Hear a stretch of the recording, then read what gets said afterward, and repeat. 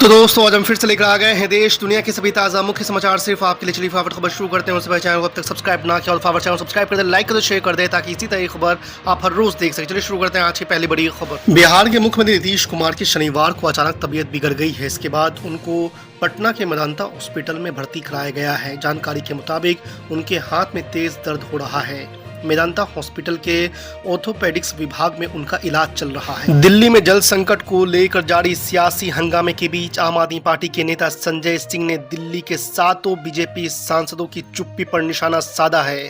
उन्होंने कहा कि दिल्ली के लोगों ने दिल्ली की 7 लोकसभा सीटों पर बीजेपी उम्मीदवार को जिताया, लेकिन इसके बावजूद हरियाणा की बीजेपी सरकार दिल्ली के लोगों को सजा दे रही है। उन्होंने कहा कि हरियाणा की बीजेपी की सरकार दिल्ली के हक का पानी रोककर हमसे दुश्मनी निकाल रही है।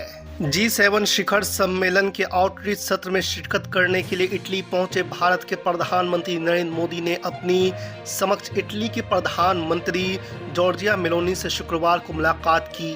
दोनों नेताओं ने एक दूसरे का अभिवादन नमस्ते कहकर किया। आपको बता दें कि पीएम मोदी स्टेज पर जॉर्जिया मेलोनी के साथ कुछ देर हंसते हुए बात करते हुए नजर आए। इसके बाद दोनों नेताओं ने कुछ तस्वीरें क्लिक कराई हैं। पत्रकार रजत शर्मा ने कांग्रेस नेता जयराम रमेश और पार्टी के 2 प्रवक्ता रागिनी नायक और पवन खेरा पर मानहानि का केस किया है। उन्होंने दिल्ली हाई कोर्ट में ये केस दायर किया है, जिसने अंतरिम राहत पर अपना फैसला सुरक्षित रख लिया है। आपको बता दें कि रजत शर्मा पर कांग्रेस की प्रवक्ता रागिनी नायक ने आरोप लगाया था कि उन्होंने इनको इंडिया टीवी के स्टूडियो में गाली दी थी। इस पर जयराम रमेश और पवन खेरा ने रागिनी नायक के आरोपों का समर्थन किया था। लोकसभा चुनाव में मिली शानदार जीत के बाद समाजवादी पार्टी के अध्यक्ष अखिलेश यादव ने विधानसभा चुनाव की तैयारियां शुरू कर दी हैं। अखिलेश यादव ने शुक्रवार को कार्यकर्ताओं को विधानसभा चुनाव जीतने का मंत्र दिया है। उन्होंने कहा है कि हम सबको अपनी भाषा ठीक रखनी चाहिए, वहीं सभी का सम्मान करना भी सीखना होगा। हमें जनता से जुड़े रहना है, जनता का आशीर्वाद हमारे साथ है, ऐसा अखिलेश यादव का कहना है। लोकसभा चुनाव की आदर्श आचार संहिता खत्म होते ही मुख्यमंत्री योगी आदित्यनाथ एक्शन मूड में आ गए हैं। उन्होंने हाल ही में एक उच्च स्तरीय बैठक कर अलग अलग विभागों के अधिकारियों को तलब कर समीक्षा बैठक की है। इस दौरान उन्होंने अधिकारियों को अलग अलग योजनाओं में प्रगति लाने के निर्देश दिए हैं। साथ ही कार्यों में लापरवाही बरतने वालों की सूची प्रस्तुत करने का निर्देश भी दिया है। देश के अलग अलग मेडिकल कॉलेजों में प्रवेश के लिए इस साल हुई नीट यूजी पर लगातार सवाल उठ रहे हैं। आरोप है कि इस परीक्षा का प्रश्न पत्र परीक्षा के दौरान लीक हो गया था। साथ ही कई सेंटरों पर भी गड़बड़ी होने के आरोप लग रहे हैं। इसके बाद अब इस मामले को लेकर कांग्रेस के वरिष्ठ नेता और मध्य प्रदेश के पूर्व मुख्यमंत्री दिग्विजय सिंह ने अनेक गंभीर सवाल उठाए हैं। केंद्रीय गृह मंत्री अमित शाह ने जम्मू कश्मीर में आतंकी हमलों के मद्देनजर शीर्ष सुरक्षा अधिकारियों की बैठक बुलाई। शुक्रवार को हुई इस मीटिंग में जम्मू कश्मीर की सुरक्षा स्थिति को लेकर समीक्षा की गई।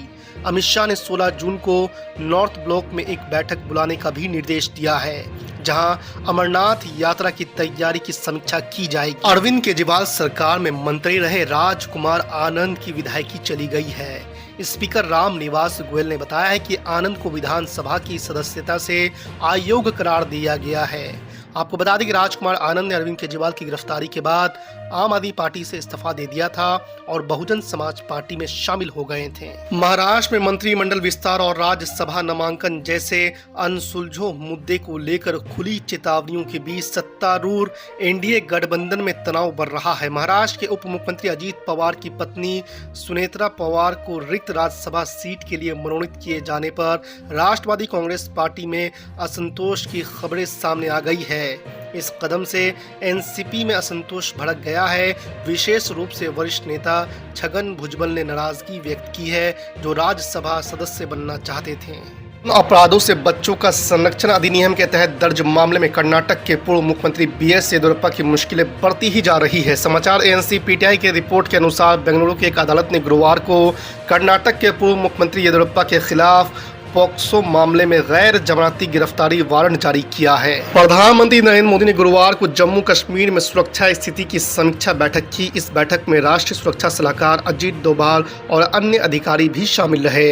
आपको बता दें कि जम्मू कश्मीर क्षेत्र में पिछले कुछ दिनों में कई आतंकी हमले हुए हैं। आतंकवादियों ने पिछले 4 दिनों में रियासी, कठुआ और डोडा जिलों में 4 स्थानों पर हमले किए हैं, जिसमें 9 तीर्थ यात्रियों की मौत और एक सीआरपीएफ जवान शहीद हो गया है। दिल्ली के हजरत निजामुद्दीन में स्थित एक मस्जिद और मदरसा को खाली करने के लिए दिल्ली हाई कोर्ट ने प्रबंधन को 1 महीने का वक्त दिया है। दिल्ली हाई कोर्ट ने डीडीए और एक स्थानीय धार्मिक बॉडी को निर्देश दिया है कि वो मस्जिद और मदरसा के केयर टेकर को खाली करने के लिए 1 महीना का समय दे। मुख्य विपक्षी पार्टी कांग्रेस ने चिकित्सा पाठ्यक्रमों में प्रवेश के लिए आयोजित नीट यूजी 2024 में कथित धांधली की जांच सुप्रीम कोर्ट की निगरानी में कराने की मांग की है। गुरुवार को नई दिल्ली में एक प्रेस कॉन्फ्रेंस कर कांग्रेस नेता गौरव गोगोई ने फिर से अपनी मांग दोहराई है और कहा है कि 24 जून से आरंभ हो रहे संसद के सत्र के दौरान इस मुद्दे को जोर शोर से उठाया जाएगा। आंध्र प्रदेश के नए मुख्यमंत्री के तौर पर चंद्रबाबू नायडू ने बुधवार को शपथ ग्रहण की, लेकिन इस समारोह में बिहार के मुख्यमंत्री नीतीश कुमार के शामिल नहीं होने को लेकर चर्चा तेज हो गई है। आरजेडी ने सवाल उठाते हुए कहा है कि एनडीए में कुछ भी ठीक नहीं चल रहा है। हालांकि आपको बता दें कि मुख्यमंत्री नीतीश कुमार ने तेलुगु देशम पार्टी के प्रमुख चंद्रबाबू नायडू को आंध्र प्रदेश के मुख्यमंत्री के रूप में शपथ लेने पर हार्दिक बधाई और शुभकामनाएं दी हैं। महाराष्ट्र में बड़ी सियासी उलटफेर देखने को मिल सकते हैं। अटकलें ये हैं कि विधानसभा चुनाव से पहले भारतीय जनता पार्टी अजित पवार से दूरी बना सकती है। हालांकि अब तक भाजपा या राष्ट्रवादी कांग्रेस ने आधिकारिक तौर पर कुछ नहीं कहा है। आपको बता दें कि हाल ही में आरएसएस ने मुखपत्र में पवार के साथ भाजपा के गठबंधन पर सवाल उठाए थे। नीट परीक्षा में ग्रेस मार्क्स को लेकर छिड़े विवाद के बीच एनटीए ने बड़ा फैसला लिया है। केंद्र सरकार ने गुरुवार को सुप्रीम कोर्ट में बताया है कि 1563 छात्रों को मिले ग्रेस मार्क्स को वापस लिया जा रहा है। अब इन लोगों का स्कोर कार्ड बिना ग्रेस मार्क्स के ही दिखेगा और उसके आधार पर ही मेरिट तैयार होगी। इसके अलावा यदि ग्रेस मार्क्स पाने वाले छात्र दोबारा परीक्षा देना चाहते हैं तो वो 23 जून को एग्जाम में बैठ सकते हैं। फिल्म हमारे 12 की रिलीज पर सुप्रीम कोर्ट ने रोक लगा दी है। अदालत ने बम्बई हाई कोर्ट से ये भी कहा है कि वो इस मामले में दाखिल अर्जी पर जल्दी फैसला ले। उच्च न्यायालय में दाखिल अर्जी में कहा गया है कि यह फिल्म इस्लाम की मान्यता के खिलाफ है और विवाहिता मुस्लिम महिलाओं को भी गलत ढंग से दिखाती है। जस्टिस विक्रम नाथ और जस्टिस संदीप मेहता की बेंच ने कहा है कि जब फिल्म के खिलाफ हाई कोर्ट में दाखिल अर्जी पर फैसला नहीं होता तब तक मूवी की स्क्रीनिंग पर रोक रहेगी। झारखंड प्रदेश कांग्रेस कमेटी ने झारखंड विधानसभा चुनाव के लिए बिगुल फूंक दिया है। कांग्रेस 33 सीटों पर चुनाव लड़ने की तैयारी शुरू कर रही है। आपको बता दें कि साल 2019 में 31 सीटों पर पार्टी ने प्रत्याशी उतारे थे। विधानसभा उपचुनाव में मांडर में जीत मिली और फिर झाविमो विधायक प्रदीप यादव कांग्रेस में शामिल हो गए। ऐसे में पार्टी ने इन सभी 33 सीटों पर चुनाव की तैयारी शुरू करने का निर्देश दिया है। आम चुनाव के बाद देश भर में अल्पसंख्यकों पर हो रहे हमले, असदुद्दीन ओवैसी का आरएसएस पर निशाना। जी आपको बता दें कि एमआईएम के प्रमुख असदुद्दीन ओवैसी का कहना है कि लोकसभा चुनाव के बाद देश भर में अल्पसंख्यकों पर जानलेवा हमले हो रहे हैं। उन्होंने सवाल पूछा है कि क्या संघ परिवार अल्पसंख्यकों से बदला ले रहा है। आपको बता दें कि उत्तर प्रदेश के मुरादाबाद और प्रतापगढ़ में 2 मौलवियों की हत्या के बाद से बवाल उपजा हुआ है। अब ऑल इंडिया मजलिस इत्तेहादुल मुस्लिमीन के प्रमुख असदुद्दीन ओवैसी ने इन हत्याओं पर सवाल उठाए हैं और ओवैसी ने कहा है कि लोकसभा चुनाव के बाद देश भर में अल्पसंख्यकों को निशाना बनाया जा रहा है। एमआईएम के प्रमुख ने उत्तर प्रदेश की घटनाओं का उदाहरण देते हुए सवाल पूछा है कि क्या संघ परिवार अल्पसंख्यकों से बदला ले रहा है। ओवैसी ने आरोप लगाया है कि हाल के लोकसभा चुनाव परिणामों के बाद देश भर में अलग अलग हिस्सों में अल्पसंख्यकों पर हमले हो रहे हैं, जो चिंताजनक वृद्धि होती है। उन्होंने इसके लिए आरएसएस संघ परिवार पर निशाना साधा है। ओवैसी ने दावा किया कि लोकसभा चुनाव के नतीजों के बाद देश भर के अलग अलग इलाकों में अल्पसंख्यकों पर हमले की खबरें सामने आ रही है। उत्तर प्रदेश में 2 मौलवियों की हत्या की गई। अकबर नगर में अल्पसंख्यकों के घरों को तोड़ा गया। छत्तीसगढ़ में इसी समुदाय से जुड़े 2 लोगों की हत्या की गई। क्या संघ परिवार अल्पसंख्यकों से बदला ले रहा है?